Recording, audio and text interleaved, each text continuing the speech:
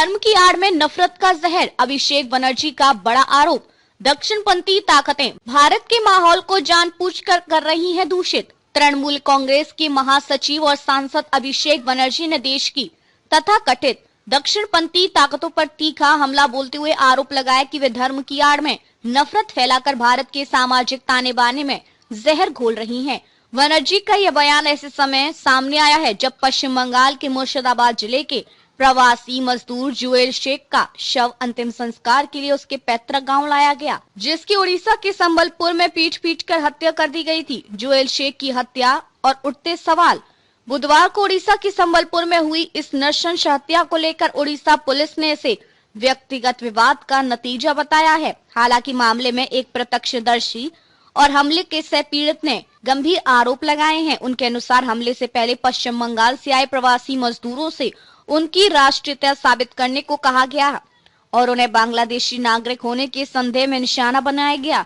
यह बिंदु इस घटना को केवल एक आपराधिक वारदात से आगे ले जाकर राजनीतिक और सामाजिक बहस के केंद्र में खड़ा करता है। अभिषेक बनर्जी का तीखा बयान। लिंचिंग, डर और नफरत की राजनीति। अभिषेक बनर्जी ने सोशल मीडिया प्लेटफॉर्म एक्स पूर्व में ट्विटर पर एक लंबा पोस्ट साझा करते हुए लिखा, भारत के माहौल को जानबूझकर दूषित किया जा रहा है।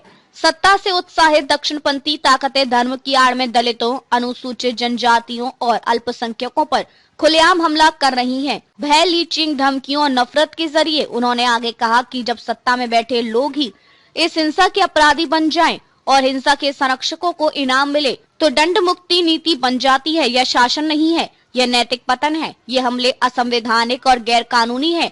ये भारत की बुनियाद विविधता में एकता को चकनाचूर कर रही हैं। आज चुप्पी साधना कल की मिलीभगत है। इतिहास इसे माफ नहीं करेगा। वाजपेयी का राजधर्म और मोदी का संदर्भ। अपने हमले को और धार देने के लिए अभिषेक बनर्जी ने पूर्व प्रधानमंत्री अटल बिहारी वाजपेयी का एक पुराना वीडियो क्लिप भी साझा किया। इस वीडियो में वाजपेयी तत्कालीन गुजरात के मुख्यमंत्री नरेंद्र मोदी के साथ खड़े दिखाई देते हैं और राजधर्म की बात करते हैं। वीडियो में वाजपेयी कहते हैं, मैं राजधर्म का पालन करने की कोशिश कर रहा हूँ। राजा और शासक अपनी प्रजा के बीच जन्म, जाति या धर्म के आधार पर भेदभाव नहीं कर सकते। टीएमसी का संकेत साफ है कि आज की सत्ता उसी राजधर्म से भटक चुकी है जिसकी बात कभी भाजपा के ही सबसे बड़े नेता किया करते थे। प्रवासी मजदूर बनाम घुसपैठिए का नैरेटिव। टीएमसी और भाजपा के बीच लंबे समय से यह आरोप प्रत्यारोप चलता आ रहा है।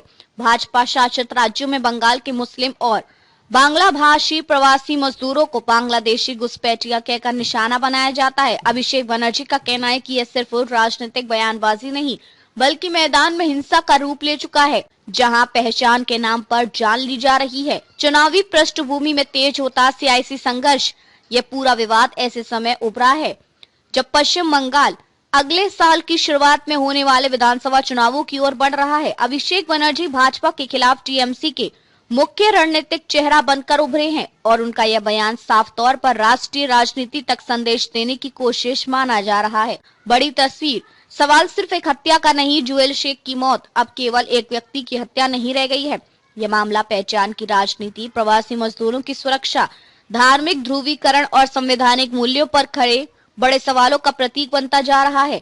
सबसे बड़ा सवाल यही है, क्या भारत में नागरिक होने का प्रमाण अब नाम, भाषा और धर्म से तय होगा? और अगर हाँ, तो राजधर्म आखिर किसके लिए बचा है?